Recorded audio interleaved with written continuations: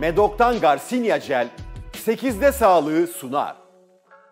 8'e sağlık kaldığı yerden devam ediyor. Şimdiki konuğumuz güzellik uzmanı Neslihan Berber. Hoş geldiniz. Hoş bulduk. Hoş geldiniz Neslihan Hanım. Bahçeşehir'den geliyorsunuz. Evet. Nasılsınız? İyiyim, çok teşekkür ederim. Sizler nasılsınız? Sağ olun, çok Bizler de teşekkürler. iyiyiz. Cildimiz kıştan nasıl etkilenir? Kış aylarının bedenimizdeki etkisi nelerdir? Bunlardan bahsedelim biraz.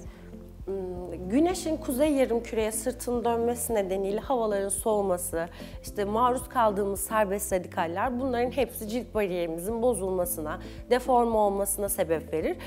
Bunun için önce yapay zekaya sahip cilt analiz cihazlarıyla güzel bir analiz edilmesi lazım. Çünkü cilt 3 katmandan oluşuyor ve sadece uzmanların lupa eşliğinde yaptıkları analizlerle biz cildimizin durumunu göremiyoruz. Sadece yazın beklediğimiz güneş lekeleri aslında kışın da kar soğuğundan, kara bağlı güneş yanmaları da olabiliyor. Bunun için detaylı bir cilt analizi yapılmalı ve ona göre cildimizin ne durumda olduğunu öğrenirsek ona uygun birçok protokoller var. Bunlar uygulanmalı. En popüleri hangisidir, hani en işe yarayan hangisidir diye sorarsanız da balkabağı bakımları. Balkabağı içeriğindeki yüksek antioksidan nedeniyle cilt bariyerimizi güçlendirir, cildi güneşin zararlı etkenlerine karşı korur. Çünkü cilt kışın kuruyor, çatlamalar meydana geliyor, atopi daha fazla görüyoruz kış aylarında. Bunun önüne geçilebilir. Ama dediğim gibi önce herkesin yapması gereken detaylı bir cilt analizi. Bundan sonra cildine ihtiyacı olanları zaten güzellik uzmanları, güzellik merkezlerinde uygulayabiliyorlar. Çok güzel anlattınız. Peki kış aylarında bizim cildimize deformasyon oluşabiliyor. Bahsettiğiniz cilt analizi yaptırdık ve sonuçta zararlı bir ciltle karşılaştık. Bununla nasıl baş edebiliriz? Bununla nasıl baş edebiliriz? Cildi korumamız için önce düzenli olarak cilt bakımlarımızı yaptırmamız lazım. Yani bir cilt hücresinin kendini yenilemesi ortalama 4 haftaya tekabül ediyor. Belki 3 seanslık cilt bakımlarıyla cildi eski haline döndürebiliriz. Çünkü cilt zamanla deforme oluyor ve bir anda toparlanması da mümkün olmayabiliyor. O yüzden düzenli cilt bakımları, güzel kurumlarda, güzel ürünlerle, tabii bunun evde de devamını yaparak cildimizi toparlayabiliriz. Bazı medikal durumlar oluşabiliyor. İşte roza gibi, kuperoz gibi bunlar ya da dermatit olabiliyor ciltte. Bunun için de bir dermatologdan yardım alınıp ürünler kullanılabilir. Peki kış ayları genelde kilo alma ayları diye söyleriz. Bu durumda alınan kilolar için neler yapabiliriz? Alınan kilolar. Evet, kışın rehaveti evet hepimizin üzerinde olabiliyor. Yazın dikkat ettiğimiz kadar dikkat etmeyebiliyoruz bedenimize. Çünkü uyandığımızda, işe gittiğimizde hepinizin de malumudur, daha güneş bile doğmamış oluyor. Bir kere D vitamini sentezleyemiyoruz yaz aylarındaki kadar. Zaten ülke olarak hepimizin problemi D vitamini eksikliği. Bununla beraber kilo alabiliyoruz. Çocuklar okula gidiyor, anneler beslenme düzenimizin dışına çıkabiliyoruz. Vücut kitle indeksimizi öğrenmemiz gereken çok güzel vücut analiz cihazları var. Onlar bizim bölgesel yağlanmamızı, vücudumuzdaki kas oranını, su oranını hepsini bahsedebiliyorlar. Bunlar artık diyetisyenlerin yanında güzellik merkezlerinde bu tür hizmetleri var. Ne yapabiliriz? Aslında teknoloji bu anlamda çok da güzel. Mesela önceden ağır spor yapmamıza gerek kalmadan güzellik merkezlerinde işte kavitasyon cihazlarıyla, işte kas kütlemizin yoğunluğunu arttırabilecek cihazlarla da bunu sağlayabiliyorlar. Mesela G5 var, selülite, vücudun sıkılaşmasını sağlayan çok güzel cihazlar var. Bunlardan destek alınabilir. Dediğim gibi ama önce iyi bir analiz, güzel bir uzman, onlar kişiye özel beslenme programlarıyla bu kilo problemi halledilebilir. Artık zaman hepimiz için çok kıymetli. Hayata yetişemiyoruz. İşte güzellik merkezlerinde herkesin malum olduğu gibi de yattığımız yerden hiçbir efor sarf etmeden bu teknolojik cihazlarla kilo verimini çok hızlı ve kaliteli bir süreçte bitirebiliyoruz. Süper. Kilodan biraz bahsettik. Biraz da saç konuşalım. Kış aylarında saçlarımız için nasıl bir analiz gerekir? Tedavi yöntemleri nelerdir? Eğer şimdi hanımlarda çok görüyoruz biz bunu kış aylarında. Erkek tipi dökülme yoksa, hani bir kellik başlamamıştır, yani kıl folikülü dermiste hala canlıysa bunu mezoterapilerle düzeltebiliyoruz. Ama bazen gerçekten öyle durumlar oluyor ki buna saç ekimi gerek duyuyor ama biz onu anlıyoruz zaten.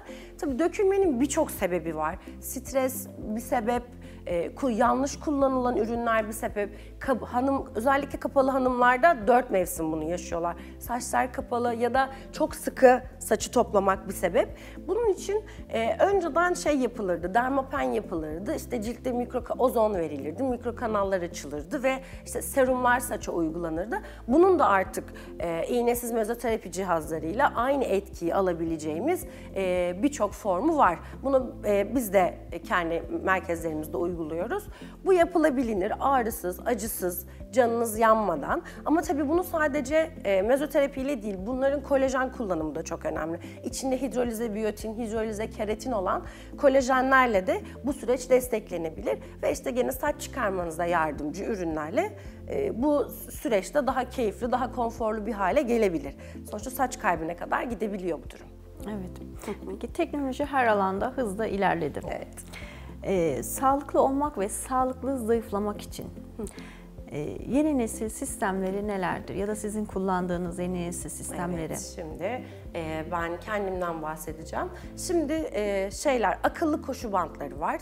Bunların çok farklı teknolojileri var. Nasıl çalışıyorlar? Şimdi vücudun yağ yakımına geçme süreci var. Mesela hani spor salonlarında da önceden bir kardiyo yapıyoruz değil mi? Vücudu ısıtmak için. Çünkü vücudun bir ısınması ve sonra yağ yakımına geçmesi gerekiyor. Bu vakumlu koşu bantlarında mantığı şöyle, bir nabız bandı var. Nabız bandından bütün sağlık verileriniz online olarak takip edilebiliyor. Onun atlas kumaştan bir eteği var. Giyiyorsunuz ve cihaza bağlanıyorsunuz. Bunun en güzel tarafı yüksek vakum gücü. Bu vakum sizi aşağıya doğru ciddi bir güçle çektiği için siz ekstra bir efor sarf ediyorsunuz. Bu sarf ettiğiniz eforda sizin yağ yakmanızda, beden ciddi anlamda yoruluyor ve yağ yakım sürecini çok hızlı bir şekilde geçiyorsunuz. 30 dakikalık antrenmanda yani bazal metabolizma hızınız 2500'lere kadar çıkabiliyor. Zaten siz bütün ekranlarda nabzınızın durumunu, harcadığınız kaloriyi, bazal metabolizma hızınızı, antrenman yoğunluğunu, her şeyi görebiliyorsunuz. Bunun yanında da bu tabii kombin bir işlem bu ve rollerlar var. Ondan nasıl bahsedeyim? Mesela modoroterapi herkes bilir. 2500 yıllık uzak doğu masaj tekniğidir. Bunun da teknolojiyle harmanlanmış hali var. Yani teknoloji her alanda olduğu gibi zayıflamada da çok güzel yerlere geldi. Dediğim gibi araştırılırsa güzel cihazlarla, işinin ehli bir uzmanla kalıcı, güzel kilolar verilebiliyor. Mesela bazı yöntemlerde kişi kilo alımına devam edebiliyor ama bunlarda gerçek bir antrenman var. Yani bizim size bir cihazla müdahalemiz yok. Gerçekten siz bir koşu bandındasınız. Sadece vakumla sarf etmeniz gereken eforun 3-4 katını sarf edip gerçek bir antrenman yapıyorsunuz. Yani kan ter içinde iniyor insanlar ve gerçek bir efor sarf ediyorlar. Kalıcı kilolar veriliyor ve kişinin kendi azmiyle sonuç alıyoruz. Evet. Peki bu verilen kiloların tekrardan alınma ihtimali ne? Ya her şeyde olduğu gibi kilo alımı oluyor ama ben şunu duyuyorum danışanlarımızdan. Mesela o yatarak sonuç alınan cihazlarımız var ya, onlarda mesela 6 seans geliniyor, 8 seans geliniyor. Onlarda bozma olunabiliyor. Çünkü zaten yattığı yerden bir sonuç aldığı için bilinci oluşuyor insanlara. Nasılsa gideceğim, kaçamak yapabiliyorlar ama burada kendileri gerçekten tek başlarına çok yoruldukları için bozulmuyorlar da. Mesela alkol kullanan danışanlarımız vardı. Alkol kullanımında bayağı azalma oldu. Çünkü alkol gerçekten kullanılmaması gerekiyor seans aralarında. O kadar yoruluyorum ki diyor, bırakın hani alkolü ve fazla yemeği, hani hiçbir şey yemiyorum. Çünkü o şeyini görüyorlar. Orada gerçekten bir efor sarf edildiği için onu da ziyan etmek istemiyor kişi. Yani o yorgunluğunu boşa çıkmaması adına bu tür kalori yakan cihazları daha tercih ediyorlar. Peki bu cihazlardan sonra dikkat etmemiz gereken bir şey var mı ya da çok su içelim diye önereceğiniz durumlar var mı? Evet, yani bunlardan sonra da kolajenlerin birçok çeşitleri var. Detoks içerikli kolajenler var. Mesela prodetoks içeren kolajenler var. Bunlar kullanılabilir. Bol su tüketilmeli, içki kesinlikle içilmemeli. İçki kullanmamak kişinin hayrına olur. Beslenmeye dikkat edilmeli. Biz bunları zaten diyetisyenle yaptığımız için belli bir takibi oluyor. Bu şekilde hani komplike gidersek güzel sonuçlar alıyoruz. 8'de Sağlık'ta bugünkü konuğumuz güzellik uzmanı Neslihan Berber'di. Kendisiyle çok hoş bir sohbet gerçekleştirdik. 8'de Sağlık kaldığı yerden devam ediyor. Medok'tan Garcinia Jel 8'de Sağlığı sundu.